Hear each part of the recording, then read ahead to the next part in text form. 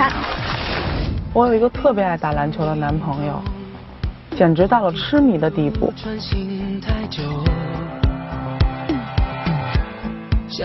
篮球几乎占据了他所有的生活，我都不知道我在他心里到底算什么。他比我小3岁，很多时候我都觉得他特别幼稚，做事情根本就不顾及我的感受。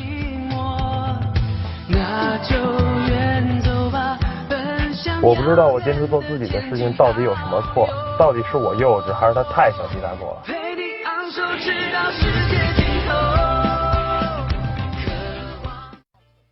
男孩子爱打篮球，本来挺帅的哈，但是女孩觉得太痴迷于篮球了，感情出现了问题，究竟怎么办呢？来，先来认识一下2位嘉宾，掌声有请。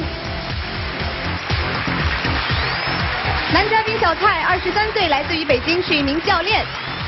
女嘉宾小刘，26岁，来自于北京，是一名职员。有请2位。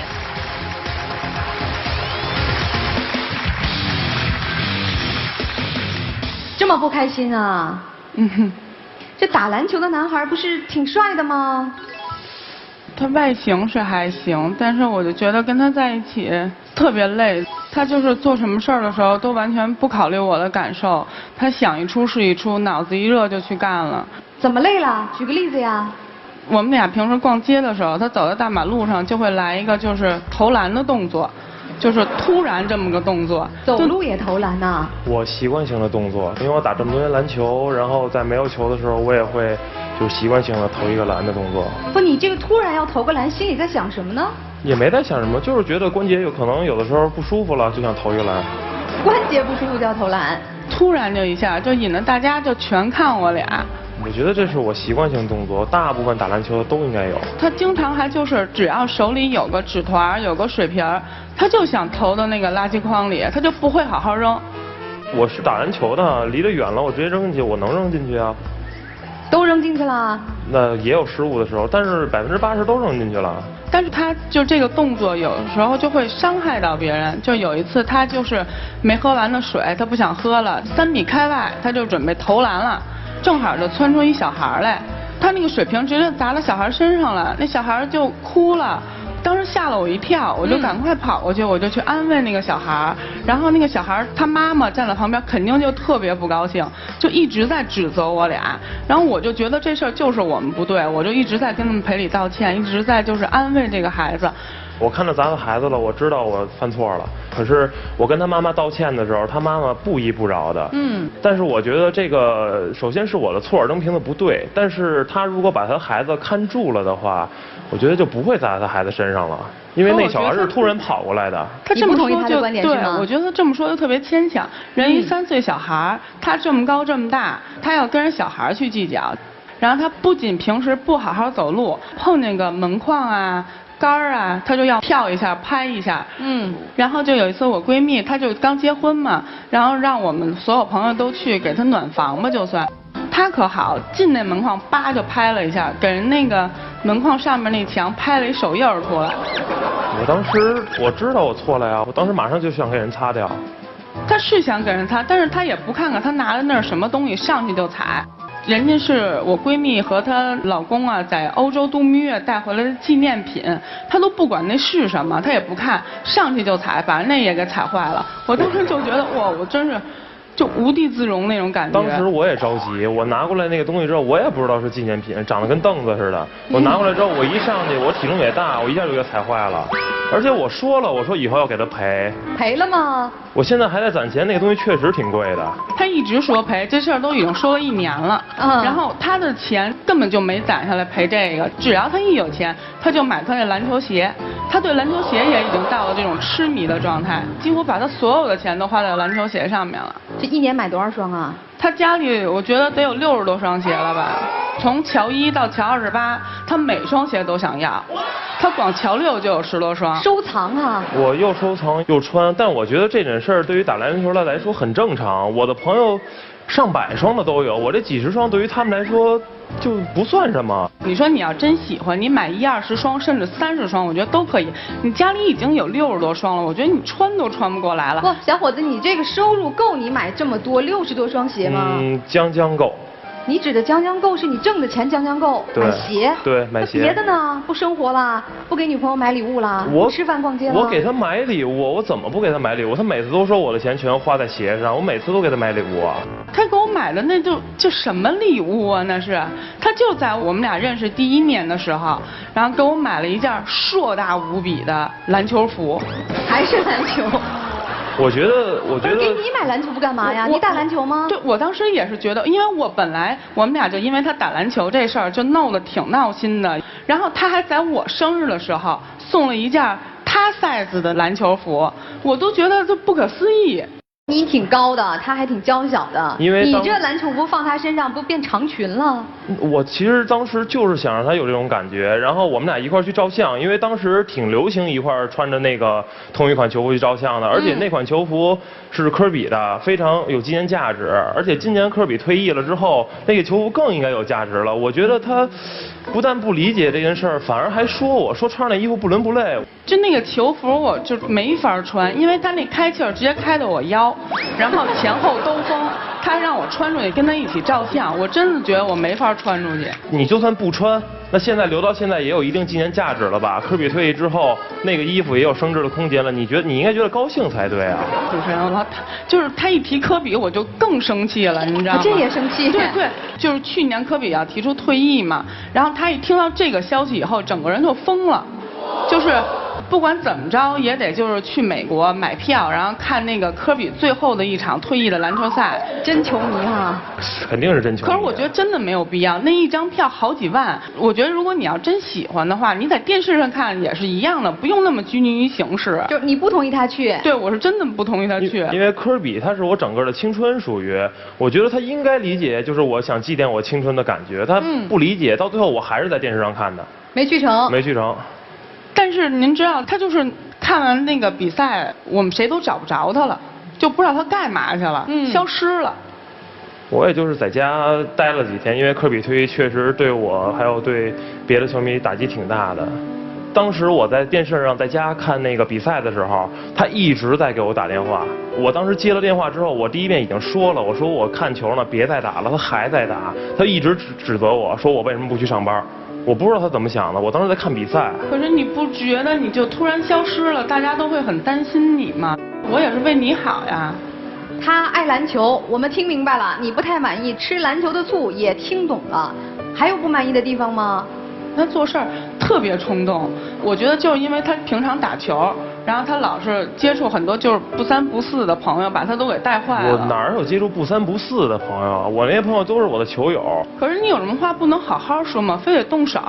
上次去剪头发的时候，人家不也没这么着吗？然后你就把人店都砸了。为什么呀？我没把他店砸了，当时是我们打完球去理发，理发的时候他把我头发剃秃了一块。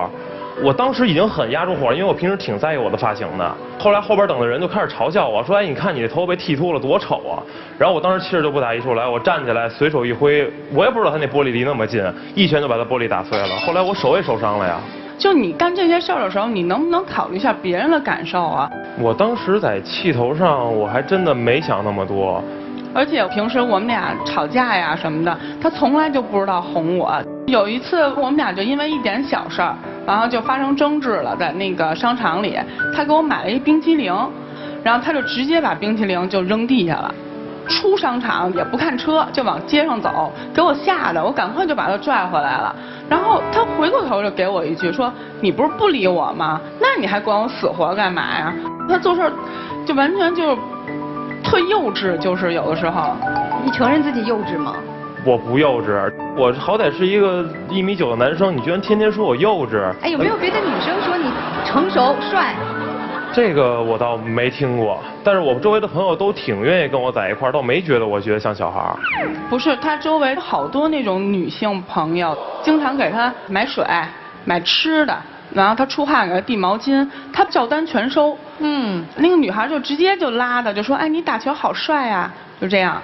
他老吃醋，我有的时候就是我还怕他吃醋，我就有的时候就是我跟谁在一块儿，就一块儿发张照片发给他，就连这种事儿，我觉得他应该就是理解我才对。我发给你了之后，就证明我们没事儿。你跟谁在一块儿发照片给他呀？就是我的那些女性朋友，还有我哥们儿那些朋友。我真的不能理解他这种做法，我觉得这不是一个就是正常人能做出来的事儿。他上次发了一个他跟好多女性朋友的照片，那些女孩都吊着他胳膊，搭着他肩膀，就他不仅就是刺激他嘛。我没想刺激他。对，我觉得他就是冲我挑衅。他不仅发到朋友圈了，他还艾特我，他就生怕我看不见。不，那你们朋友也能看到了，这朋友圈发的呀。我所有朋友都问我，哎，你这什么情况？怎么回事啊？就弄得我都不知道该怎么解释这事儿。哎，你的好朋友闺蜜支持你们这段感情吗？他们不是特别支持，因为他好多已经把我闺蜜都得罪光了。还得罪人了？我也没得罪她闺蜜。怎么得罪的呀？就是我闺蜜就说出来聚聚嘛，然后我们一起去唱 KTV， 我正跟我闺蜜就叙旧呢，聊聊天正高兴呢，她啪站起来冲我就是我走了。就直接就走了，完了就弄得我特别尴尬。最后我才知道，就是她原来是喜欢那球队啊，跟我闺蜜的男朋友喜欢那球队不一样，然后她就因为这个就走了。当时她的闺蜜的男朋友也喜欢那个篮球，我们就聊起球队来了。我们俩支持的球队不一样，这倒无所谓。关键是她一直在诋毁我喜欢的那支球队，你就生气了？她平常总说我幼稚，然后我觉得她那闺蜜男朋友比我还幼稚，我只能站起身来，我就说你们先玩着，我就走了。好，这是一件事儿。她照顾你怎么样？就是您知道特别可笑的一件事，就是有一次我穿高跟鞋崴脚了，在公司就崴得挺严重的，特别疼，我自己走不了，我就给他打电话让他过来接我。然后呢，人家就是来接我了，然后扶着我就往外走，我挺高兴的其实。后来我不知道怎么回事，他突然就把我松开了，然后我就倒地下了，左腿还擦破了。我后来就是我反应过来的时候，我知道他是为了接住一个球。然后他就把我松开了。当时我们穿过篮球场，那个里边有一小孩扔出来一个球，冲着他就过去了。我下意识保护他，我要去接那个球，我怕砸着他。然后谁知道你怕砸着他就把他扔地上了？我没扔地上，我就是扶着他之后我松手了。我当时真不知道他那脚伤到真的是连站地都没法站。我真的有点受不了了，因为我觉得我跟他在一起就跟老妈子一样，我看不到跟他以后有什么未来。想分手了？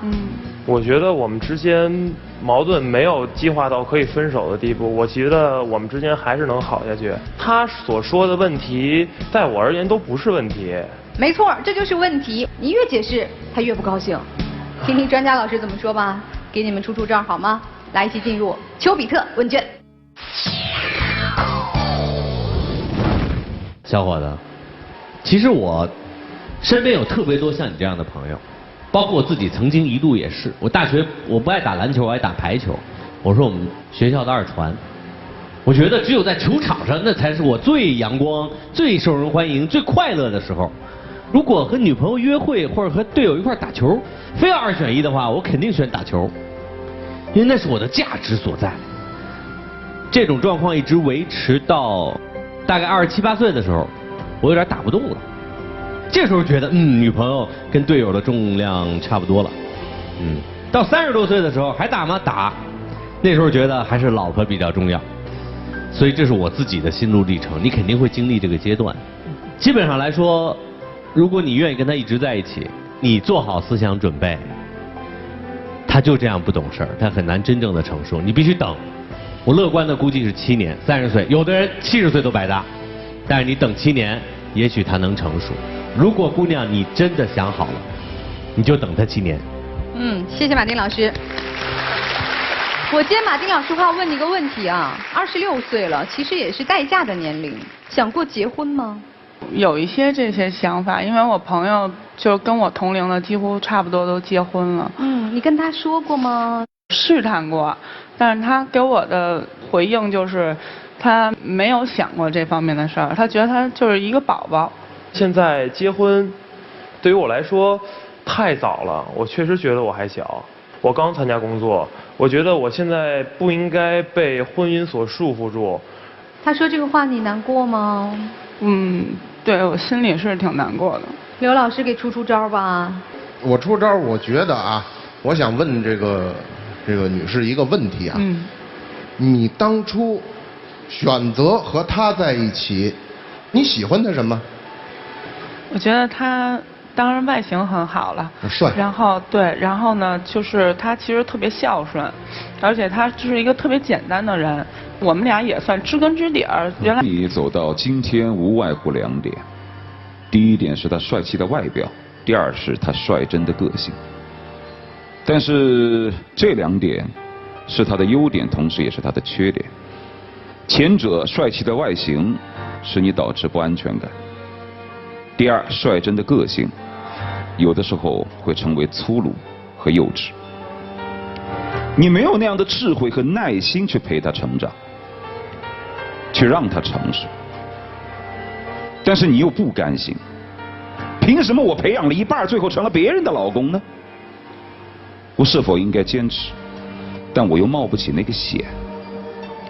但这世上就是这样，没有2头站好的。你培养一个半成品，如果培养成功，它将成为你的硕果。但如果你找一个成熟的男人，你不是和他共同成长的情况之下，他又凭什么要把自己的成熟奉献给你呢？所以人就是这么矛盾。刚才刘老师说，女人就应该像个妈一样在家里，我也觉得是这样。但同时，男人也应该像个爹一样，爱人彼此应该互相疼爱，互相依恋。这样才是平衡。谁都想要被疼爱，撑久了都会累。所以今天的抉择就是，你到底是愿意继续下功夫，还是就此放弃，像普通女人一样去找一个懂得疼爱自己的成熟男人？但是其实后者同样具有风险，因为你并不了解他，就是刘老师所说的知根知底。至于男生，我一直认为对某一样事物特别痴迷的人，要么不要谈恋爱，要么就找一个性质相投的人。这样的话你们会有共同的语言，要么你就别找。女生，如果你是今天决定要走，你就义无反顾地走。如果要留下来坚持陪他成熟成长，那就从此破釜沉舟，好吧？就这样。其实你们2个感情是有的，但爱情时间久了会累。是休息离开，还是说再加把油使劲儿？看看你们怎么说。来，进入黄金60秒。我真的不知道我做的那些事儿对你伤害那么大。我记得咱俩刚好那会儿就来到天津，咱们2个拍照做天津眼。我觉得那会儿咱们真的特别好。2年过去了，你在我心中的位置一点都没有变，你比任何东西都重要。所以我希望你能原谅我。对于结婚，给我至少1年的时间，让我去准备一下，去考虑一下。我真的想跟你在一起，你能原谅我吗？刚听完评委老师和那个主持人的话，我也在想我自己。我觉得，但我真的有点累，我就需要考虑一下。时间到，回去考虑一下吧，请回2位。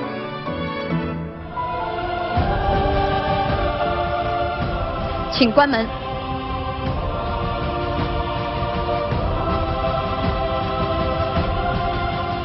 2位年轻人究竟将作何选择呢？来看看他们的最终抉择。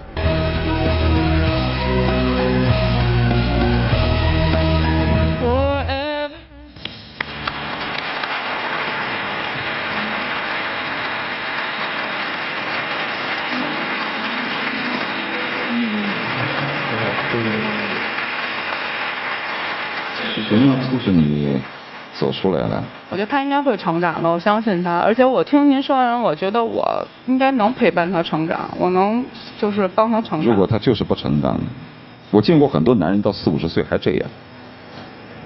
那如果是这样，你怎么办？那我也就做一小姑娘。对，你要么就有这样破釜沉舟的决心，以后可就千万别抱怨了。来，有请小花童。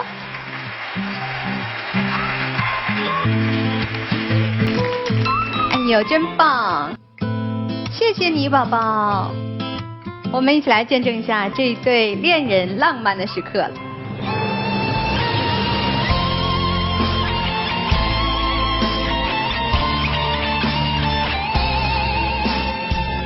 来，请亮灯。要保湿易贝诗，这是易贝诗呢专门为爱情保卫战设计的白色恋人系列，希望你们的爱情浪漫甜蜜，好好保养自己，保护自己的爱情，好吗？谢谢你们，来回去吧。